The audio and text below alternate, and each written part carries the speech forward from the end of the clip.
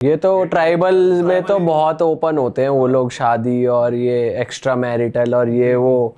हमने तो ये भी सुना एक ट्राइब है जो वेलकम में ही गेस्ट को अपनी वाइफ ऑफर कर देते। मेहमान नवाजी में आ जाओ, खातिरदारी। नामीबिया में हिम्बर ट्राइब है, वो मिट्टी वगैरह पूरे बालों पे लगा के रखते हैं। हाँ, आप गए हो वहाँ पे? मैं हिम्बर ट्राइब नहीं गया हूँ, लेकिन इथियोपिया में काफ़ी ट्राइब्स थी, जैसे मुर्सी ट्राइब। वहाँ पे क्या स्ट्रेंज ट्राइब्स हैं? मुर्सी में जैसे वो अपनी लिप प्लेट पहनती है इतनी बड़ी बड़ी, अच्छा, वो जो को फाड़ के। हाँ हाँ हाँ, आपने देखा होगा भाई। तो वो बात करते हैं आपसे जब आप जाते हो तो? क्या लैंग्वेज गैप होता है या? वो लैंग्वेज गैप होता है थोड़ा सा, क्योंकि वो ट्राइबल लोग हैं, वो लैंग्वेज नहीं जानते हैं। उनकी ट्राइबल लैंग्वेज भी, अब एक तो कंट्री की लैंग्वेज है वहाँ पे जो अमेरिक बोल रहे हैं, कई लोग तो वो लैंग्वेज भी नहीं जानते उस कंट्री में बोलने वाली, वो केवल ट्राइबल लैंग्वेज जानते हैं, बिल्कुल लोकल। अच्छा, तो वो आपसे बात नहीं कर सकते और आप बिना गाइड के जा नहीं सकते उधर, क्योंकि अगर आप बिना गाइड के जाओगे, एक आउटसाइडर हो, आपको नहीं, वो खतरा समझ के आपके साथ कुछ भी कर सकते हैं। आप सड़क पे जाओगे ना, वो लोग नंगे घूम रहे होते हैं ऐसे, बंद वो लेके, लाइक स्टिक ले लेके, और लंबे चौड़े होते हैं भाई, पता चला कर दिया काम, वहीं खड़े हो गए उन्होंने। तो भाई जैसे आप इतनी एक्सट्रीम जगह गए, तो आपके उसके बाद जब आप वापस आए वहाँ पे देखे आपने वैसे लोग, तो आपका कुछ पर्सपेक्टिव बदला लाइफ को लेकर या कुछ बदला यार। क्या लेकर आए आप वहाँ से अपने मेरे साथ? को ऐसा लगा कि ह्यूमन लाइफ में हम लोग सोचते हैं कि हम लोग मतलब परेशान होते हैं छोटी छोटी चीज़ों पे। भाई इतनी गर्मी हो गई यार, नहीं एसी के बिना काम नहीं चल रहा, ये नहीं हो रहा, वो नहीं हो रहा। भाई वहाँ देखो यार, लोग +50 डिग्री कांस्टेंट में सर्वाइव कर रहे हैं, विदाउट एसी, विदाउट वो, मतलब इतनी सारी कमी है वहाँ पे। तो मेरे को ऐसा लगता है कि ह्यूमंस जो है ना, हम बहुत रेजिलेंट होते हैं, हमारे अंदर बहुत ताकत होती है, बस हमें ना अपने कंफर्ट जोन से बाहर जाने की देर है। जब हम वहाँ जाते हैं तब हमें रियलाइज़ होता है कि हम तो ये भी कर सकते हैं भाई, हम तो ये भी कर सकते हैं। हमें लगता है हम ये नहीं कर सकते, बट जब उस सिचुएशन में आते हैं तब रियलाइज़ होता है। और साथ ही साथ आप भाई एक्सट्रीम कोल्ड जगह भी गए हो, जो अर्थ की सबसे ज़्यादा कोल्डेस्ट सिटी है। वहाँ का एक्सपीरियंस कैसा था? ये कौन सी जगह है? माइंड ब्लोइंग भाई। रशिया के अंदर साइबेरिया रीजन पड़ता है, और उसके अंदर साखा रिपब्लिक करके एक रिपब्लिक है। तो उस रिपब्लिक के अंदर याकुत सिटी है। याकुत सिटी जो है वर्ल्ड की कोल्डेस्ट सिटी है, ठीक है, वो उसकी कैपिटल सिटी है। फॉर एग्जांपल, जो साखा रिपब्लिक का साइज़ है वो भाई इंडिया से भी बड़ा है। अच्छा, वो इंडिया से भी बड़ी है लैंड में? हाँ, लैंड मास वो इंडिया से भी बड़ा है। अच्छा। अब आपके इंडिया में जैसे हमारे यहाँ पर स्क्वायर किलोमीटर में केवल नहीं 430 लोग रहते हैं पर स्क्वायर किलोमीटर में, और वहाँ पे पर स्क्वायर किलोमीटर में केवल 2.5 लोग रहते हैं। आप सोचो कितना स्पार्सली पॉपुलेटेड है, और -50 डिग्री कांस्टेंट टेम्परेचर है वहाँ पे। मतलब ठंड के समय पे -50 -55। गर्मियों में कम होता है, बढ़ता है थोड़ा। गर्मियों में भी कितना? गर्मियाँ 2-3 महीने की गर्मी है, 2 महीने और की फिर गर्मी भी कितना ही आ जाता होगा, -50 से -20 आ जाता होगा, -15 आ जाता होगा, 10 डिग्री के आसपास ऐसा हो जाता होगा। तो आप सोचो कि मार्स के अंदर हम बोलते हैं कि भाई -65 डिग्री बोलते हैं एवरेज टेम्परेचर है, वहाँ पे -71 डिग्री टेम्परेचर जा चुका है, मून के अंदर बोलते हैं। तो इतना ठंडा है वो इलाका। अगर आप जैसे थोड़ी देर बाहर जाओगे ना, और अगर आपने प्रॉपर गियर नहीं पहने, तो आपको फ्रॉस्ट बाइट हो सकता है। जैसे फॉर एग्जांपल, आपने भाई आपके ग्लव्स से उंगली निकल गई थोड़ी सी, थोड़ी देर बाद आपके ना ये मतलब ऐसे दर्द होना स्टार्ट हो जाएगा, और इतना ज़बरदस्त दर्द होगा कि वो मैं एक्सप्लेन नहीं कर सकता आपको। आप एकदम ऐसे हाथ हिलाने लगोगे, भाई क्या हो गया मेरे को, क्या जम जाएगा पूरा, जल्दी मुझे आग में मेरा हाथ डाल दो, ऐसा लगेगा आपको। और अगर आपने नहीं किया तो आपका नीला पड़ेगा थोड़ी देर बाद। फिर उसका एक ही इलाज है, हाथ काटना पड़ेगा भाई सीधा उसका।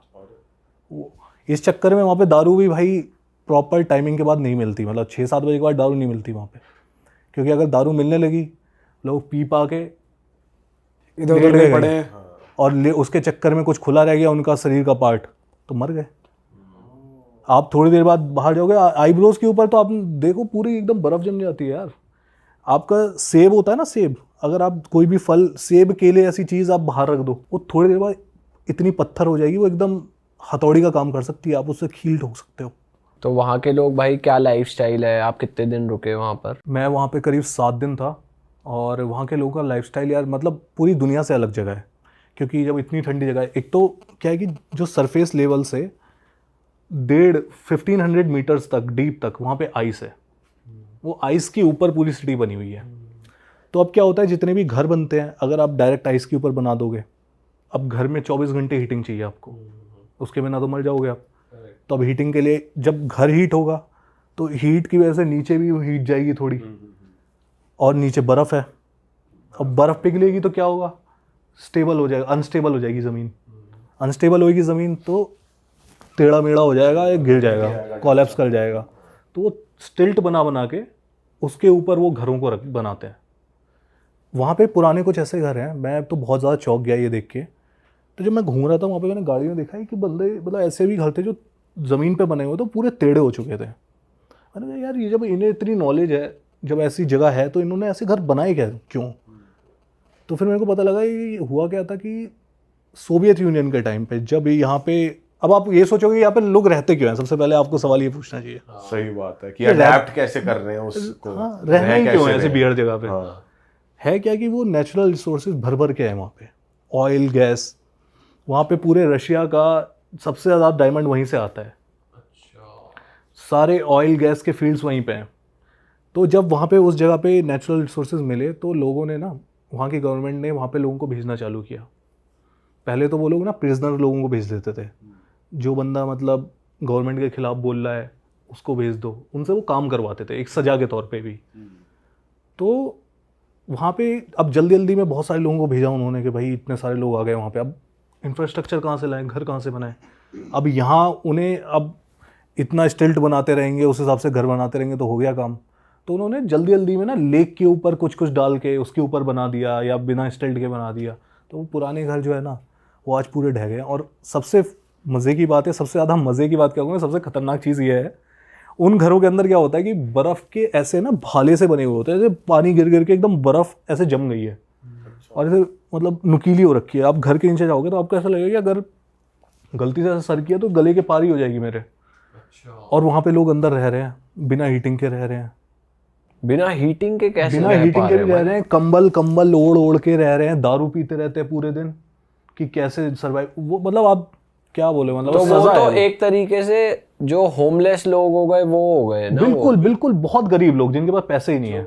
उधर कुछ काम करने को है, काम करते हैं लोग। How do they make money, survive कैसे कर रहे हैं? हाँ, सर्वाइव कैसे करते हैं, नॉर्मल शॉप्स वगैरह भी हैं, और जो माइंस में काम करते हैं वो ज़्यादातर लोग वो हैं जो गैस फील्ड्स में, माइंस में, डायमंड की उसमें काम कर रहे हैं, तो वो लोग हैं। और अब छोटी मोटी इकोनॉमी डेवलप हो ही जाती है, जहाँ लोग रहने लगते हैं, बैंक भी आ जाते हैं, फिर वो भी आ जाती है, दुकानें भी आ जाती हैं, ड्राइवरी भी हो जाती है। भाई आपने क्या करा 7 दिन वहाँ भाई? मैं रोज़ निकलता था वहाँ पे, लाइक तो नई नई चीज़ें देखता था उनको। मतलब क्या लोगों लगा को आपको दिखाता था। सबसे स्ट्रेंज या सबसे यूनिक? सबसे एक सबसे यूनिक है पूरी, और जितने भी तार होते हैं, जैसे फॉर एग्जांपल हमारे यहाँ जितनी भी पाइपिंग होती है, अंडरग्राउंड पाइपिंग करते हैं हम नॉर्मल शहरों में। वो अंडरग्राउंड पाइपिंग नहीं करते क्योंकि नीचे तो बर्फ़ है भाई, तो वो सारी पाइपिंग ऊपर की साइड दिखाई देगी आपको। और एक ऐसी एक दिन मैं गया हुआ था, तो मैंने सोचा ना एक बंदे से, मतलब एक लोकल बंदे से बात करी। मैंने कहा यार तेरा कोई जानने वाला है इधर, कोई जो इधर स्लम वगैरह में रहता हो, मेरे को पता करना है कि भाई अंदर में तुम्हारा एक्सपीरियंस कैसा है, मतलब कैसे तुम, एक तो हमें पता है, एक होता है कि फर्स्ट हैंड बंदे से बात करो। तो मैंने कह रहा भाई मैंने बात कर ली है, कल अपन चलेंगे, हम मुझसे बात करेंगे कि क्या सीन है। ठीक है। अब अगले दिन सुबह सुबह पहुँचे, और जैसे ही पहुँचे भाई वो स्लम एरिया, भाई पूरा एकदम अपार्टमेंट सा था, टूटा फूटा सा अपार्टमेंट। वो उसके अंदर ना गेट भी बंद नहीं हो रहा था, तो सुबह सुबह लोग ना खिलाड़ी से वो बर्फ़ तोड़ देते कि गेट को थोड़ा, और रोज़ का काम है उनका, आज तोड़ेंगे कल फिर जम जाएगी, शाम तक फिर जम जाएगी। तो उन्होंने देखा हमें, और कुछ तो भाई वो लोग ना थोड़े से वैसे हो गए कि ये कौन आ गया, एक तो फॉरेनर देख लिया उन्होंने। तो वो बंदा ऐसे मेरे को पहले तो ऐसे देखने लगा, कहता कहीं नहीं, करो करो जो कर रहे हो करो, है ना, ऐसे करके। फिर उन्होंने किसी को पीछे से जाके बता दिया भाई कि कोई तो आया फॉरेनर हमारी बस्ती में और कुछ कुछ तो शूट कर रहा है वो। मैंने कहा अच्छा क्या हुआ भाई? थोड़ी देर बाद भाई मैंने कहा वो बंदा मेरे साथ था, लोकल बंदा, वो गायब। मैंने कहा भाई ये क्या हो गया? मैं कहाँ फंसा के चला गया मैं अपार्टमेंट के अंदर भाई। मेरा पैर फिसल रहा है साला, पूरे वो बर्फ जमी हुई है। मैंने कहा भाई आवाज़ मारी मैंने, भाई कहाँ है? मैं देख रहा हूँ तो भीड़ लगी हुई है भाई, वो बस्ती के लोग नहीं आ जाते ऐसे अपने झुग्गी वुग्गी के लोग, कौन आ गया? कौन आ गया, क्या चक्कर है भैया, क्या कर रहे हो? तो अंदर बाहर निकला भाई, तो वो कहता है वो रशियन में बोलने लगी, एक बुढ़िया एकदम दारू पी हुई, एकदम पूरा मुंह महक रहा था उसका, क्या कर रहे हो ये, क्यों कर रहे हो ये सब? मैंने कहा हम तो कुछ नहीं, आपका बस जगह दिखा रहे हैं, आपकी कुछ नहीं है, बता रहे कैसे आप। तो वो इंग्लिश बोल रही थी? नहीं कुछ नहीं, मैं तो मतलब अच्छा मैं वो तो कुछ बोल रहा है, अच्छा ट्रांसलेट कर रहा था, और ट्रांसलेटर। उस बंदे को वो इंग्लिश आती थी तो थोड़ी बहुत उसके थ्रू मैं बतवा रहा था उसको।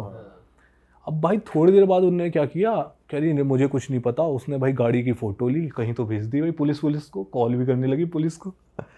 अब भाई मैं कह रहा यार ये साला इन्होंने पुलिस को कॉल कर दिया। तो अब हम लोग हमने कहा कि चलो, उस समय हमने कहा चलो कुछ नहीं कर रहे, हम लोग ऐसे करके निकल गए वहाँ से। अब हम पूरे दिन ना वेट कर रहे थे कि भाई अब तो हमें पुलिस की कॉल आएगी, अभी या तो ये मेरे को बुलाएंगे, मेरे से पूछताछ करेंगे। मैंने कुछ गलत तो किया नहीं यार, ठीक है, लेकिन फिर भी भाई अब जो बंदा एक बार तो हो जाता है ना, मतलब अब अभी वॉर का टाइम चल रहा है, लैंड में हो आप, और प्लस वॉर का टाइम चल रहा है, यूक्रेन के साथ वॉर का टाइम चल रहा है, तो मतलब आपको नहीं पता वो आपको कैसे देख रहे हैं। तो हमने पूरे दिन इंतज़ार किया, थोड़ा भाई नर्वस भी थे पूरे दिन की आज क्या होने वाला है, पता नहीं शाम तक या तो मुझे लगता निकाल देंगे, पूरा बिठा के ग्रिल करेंगे, निकाल देंगे। बट फॉर्चुनेटली वहाँ पे छुट्टी का टाइम चल रहा था, तो वहाँ पे क्रिसमस जो होती है, क्रिसमस की छुट्टी 7 जनवरी के आसपास कुछ क्रिसमस होता है उनका। अच्छा, वो और 25 नॉर्मल 25 दिसंबर दिसंबर वाला नहीं मनाते, वो रशियन ऑर्थोडॉक्स में कुछ अलग उनका टाइम चल। तो हफ्ते भर की छुट्टी थी, तो उनने जब कॉल किया था ना, उन्हें कॉल उठाया नहीं था वहाँ पे, तो इस चक्कर में कुछ हुआ नहीं और फिर हम लोग बच गए वहाँ पे। बच क्या गए, कुछ होता नहीं, मतलब बस वही होता, थोड़ा परेशान हो जाते। बट वहाँ पे आप अपना खाना वाना कैसे मैनेज करते हो, और रेस्टोरेंट वगैरह होते हैं वहाँ पे? वहाँ पे रेस्टोरेंट होते हैं, लेकिन भाई आप वहाँ का खाना नहीं खा सकते। वहाँ का खाना दुनिया का सबसे खतरनाक और यूनिक खाना है। क्या खाते हैं वो लोग?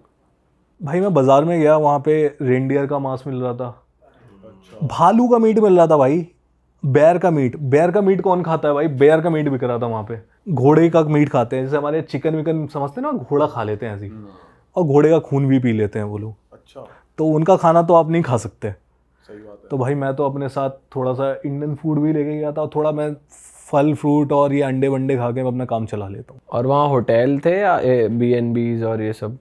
होटल भी होते हैं लेकिन कम है उतने, क्योंकि वो टूरिस्टिक जगह नहीं है, it's not a touristic place, तो बहुत कम होते हैं वहाँ पे। मिल जाएंगे आपको, ऐसा नहीं आपको वहाँ पे 7 दिन में और भी किसी कंट्री का कोई और फॉरेनर या कोई और टूरिस्ट दिखे मिले? टूरिस्ट नहीं मिलते भाई वहाँ पे, हमारे ऐसे ही कुछ पागल लोग होते हैं, वो पहुँच जाते हैं देखने के लिए। तो एक साउथ कोरिया का बंदा मिल गया था, मेरी तरह ही था, व्लॉगर, तो व्लॉग कर रहा था, तो उससे बात हुई। उसके बाद फिर मैं सबसे यूनिक तो लाइक माइनस वो मैराथन वाला था। क्या था मैराथन वाला? मैराथन इज़ लाइक वहाँ पे आप सोचो कि नॉर्मल मैराथन लाइक 42 किलोमीटर की मैराथन होती है हमारी, भाई वहाँ पे बंदे -55 डिग्री अपने उसमें फ़ोन में देखा, और वहाँ पे मैराथन ऑर्गेनाइज हुई थी, और मैराथन -55 डिग्री में लोग भाग रहे हैं 42 किलोमीटर तक। भाई उनका फेस, पूरे आईब्रोज, पूरे मुंह पे, ये मैंने दिखाया अपने व्लॉग में। तो प्रॉपर कपड़े आप देख पहन सकते के हो भाग जाके। रहे हैं या फिर वही जैसे शॉर्ट्स वगैरह में ऐसे भाग रहे हैं? प्रॉपर नहीं, प्रॉपर gear में हो गया ना प्रॉपर गियर, लाइक पूरा पैक्ड है भाई वो एकदम। लेकिन उनकी पूरी आंख सूज जाती है भाई 10-20 किलोमीटर के बाद, पूरा एकदम बर्फ जम जाती है पूरे मुंह पे, नाक वाक में। अब मतलब मैंने जो, अगर मुझे कोई बताता ना वो चीज़ कि ऐसा कुछ होता है, तो मैं बिलीव नहीं करता जब तक मैंने खुद की आंखों से नहीं देखा हो। अब व्लॉग में मैंने देखा भाई, मतलब देखना आप, उसमें बहुत ही ज़्यादा खतरनाक चेहरा है उधर। अरे वाह, आपने ये वीडियो यहाँ तक देख ली भाई, तुमने हमारी मेहनत सफल कर दिया, तुम ही लोग हो असली रियल हिट। और अगर आपको बहुत मज़ा आ रहा है ऐसी क्लिप्स में, ऐसी वीडियोस में, तो फटाफट जाइए प्लेलिस्ट पे बिंज वॉच कीजिए और सारी वीडियोस देख डालो और मौज काटो। दैट इज इट, हम मिलेंगे नए पॉडकास्ट में, नई क्लिप में। Till then bye bye, see you, take care, do subscribe, best of real talk online. Okay, bye bye.